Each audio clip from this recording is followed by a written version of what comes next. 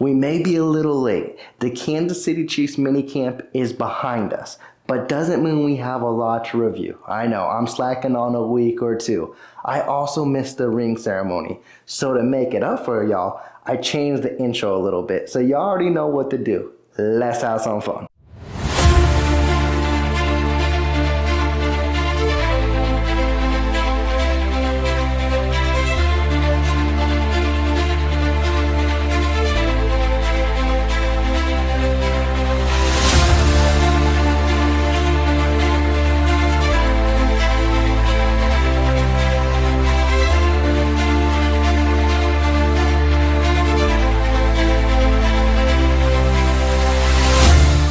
Isn't that thing a beaut? It's crazy to see that the Kansas City Chiefs have now 4 Super Bowls in their franchise, 3 in the last 5 years, and as you guys just witnessed, another beautiful ring is on the horizon. And honestly, this one may be my favorite. And let's pause there for a second, because it's crazy to say. A kid who was a fan of the Kansas City Chiefs his whole life, never knew an opportunity like this would come, is now saying a ring is his favorite. I only wanted 1. Now I've witnessed 3 in the last 5 years, and this one is magnificent. It's got that football shape to it. It's got the ruby rose diamonds. It's got diamonds all around it. Of course, the players got their numbers on it. You open the ring up, it's got the game-winning play, the Tom and Jerry play. And on the inside, it's got the field like last year, but a little different as it's got the confetti hints with that nice Lombardi trophy all around. And there is one small error on the inside of the ring. It has the listed opponents throughout the playoffs, and it has the Miami Dolphins listed as the 7th seed, when in fact they were the 6th seed. But if you ask the players, if you ask the coaching staff, they probably don't care nonetheless. Actually, if you ask Travis Kelce, he said he did not care at all. Now, yes, it's a minor detail error, and for resellers, that would hurt, but these players, this is what they thrive for. This is what they want. They got their 3rd ring for anyone who's been with the team for 5 years, and as we mentioned, it's a dynasty. They're back-to-back champions. Now, they're trying to go and be the first team ever to three-peat. That's why we're focusing in on minicamp right now, because you just unveiled these beautiful rings. What more momentum you need? What more motivation do you need going into next season than that? So let's get into the news and notes surrounding the first Chiefs minicamp of the summer. And the first highlight I want to take away is Rashee Rice. And it's crazy to say because Rashee Rice has not had a quiet offseason by any stretch of the imagination. But he has been in the lab. He has been working on his craft, and it is a good sight to see because in one of the minicamp days, he had 5 catches and 3 touchdowns, and he looked like he is ready to take that next step. Now, it all depends on how lengthy that suspension is coming. And I just asked the commissioner, please, just give us the suspension already. Chiefs fans already know, when it comes to Kansas City Chiefs players, it seems like we wait for those suspensions to be handed out until the season is already going on. We've seen it with Frank Clark. We've seen it with Willie Gay. Just let us know ahead of advance so that way we're not caught off guard. We're not caught by surprise. Let me know. Is it 4, 6, 8? At the end of the day, we know he's going to be suspended. We just want to see what gets handed down that way. The Chiefs, if they need to adjust, if they need to add a player, if they need someone to step up, they know good and well before week 1.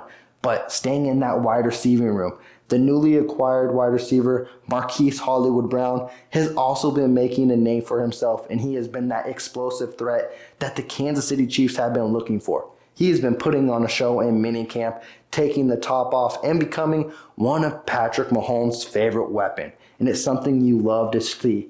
And if you listen to Travis Kelce on his most recent podcast on New Heights with his brother Jason Kelce, he already said that connection is there. Those boys have been cooking in the lab, and it didn't take long for Marquise Hollywood-Brown to learn the terminology of the playbook and basically become one of Mahomes' favorite weapons. That is really great to hear. But also, we got to see how it translates to game day, because we all know when it comes to the playbook, when it comes to Coach Reid's offense, it's not something you can just jump in and take off running. Now, Rashee Rice, he did look really well, but when he first started in his rookie year, it was quiet, and then the wheel started spinning midway through the season. I want to see how Hollywood Brown attacks the season week 1, 2, and so on, because we're going to need him with the likely suspension of Rashee Rice. And let's focus on the rookies, and let's stay on the offensive side of the ball, but we're moving away from the wide receiving room, and we're going into that tight end room. And another guy who has been impressing is no other than Jared Wiley. A lot of us really love the pick because we see the potential. And we all compared him to a baby Travis Kelce and feeling like the future is bright moving forward. And Travis Kelce feels the same way. He mentioned on his podcast as well that he loves what he's seen from Jared Wiley early on. He's been a good red zone threat in minicamp, and he's learned the playbook fast. Travis Kelce also mentioned to say that Jared Wiley is far and ahead in a more better place than he was in his rookie year. Now, take that with a grain of salt, but when it comes from a Hall of Famer, probably the best tight end in Kansas City Chief history, yeah, I went there. It's a good sign to see, and it's something that Chiefs Kingdom has been waiting to see because we want that dual threat tight end package, maybe trio set tight end package, because I have not forgot about Noah Gray. I am a Noah Gray lover, and I hope he's more implemented in the offense next year, because when the ball goes his way, he makes a play. He doesn't drop it whatsoever. So Noah Gray is a threat. We already know Travis Kelce is a threat. Can Jared Wiley be that threat as well? We're looking to see this offense take the lid off, and it doesn't only underlie at the wide receiver position. You better focus on those tight ends because they are sure-handed threats in this offense as well. And speaking of threats, he may be a long shot to make the team, but I've mentioned it. I will keep mentioning it. When it comes to Nico Ramijo, he is my favorite dark horse to make the 53-man roster. Is it a long shot? It most definitely is. Am I riding that hype train? You bet I am. And he continues to make plays. When you got guys like Kadarius Toney missing, even though Kadarius Toney was there in minicamp, but when you got guys like Kadarius Toney, Sky Moore, Xavier Worthy dealing with injury, a potential Rashee Rice suspension, it does open the door for a guy like Nico Ramijo. And he has been making plays, and he's been building chemistry with Patrick Mahomes. Again, it may not translate to being a starter, but best believe every little play counts. He did it last offseason before he got injured, and he looks like he's about to do it again. I mentioned before, y'all can ride that Justin Ross hype train. Nico Ramijo is a playmaker. He's going to try to find his way on special teams or in this offense. But nonetheless, I'm excited to see what he can do in training camp and in preseason. And he is going to be a hard cut because he's going to be fighting for that final roster spot. Defense, I promise I didn't forget about you. I really didn't. You guys have been making plays all around the ball. But one final note I want to cover, and it's going to highlight this whole video, is Brian Cook.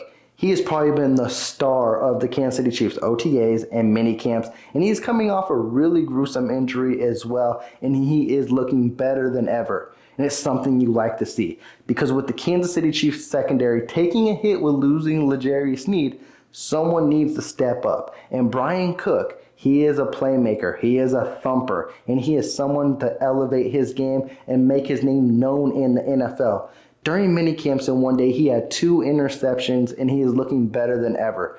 We need that star-studded safety. I love Justin Reeds. I love the potential of Chamari Connors. But one of them boys needs to step up and be like, hey, we are here. We are a top 10 safety in this league. We already know what this secondary can do in whole. But when you ask a lot of people, and you ask a lot of fans, you ask a lot of media, they will mention that that safety room is probably the weak link in that secondary.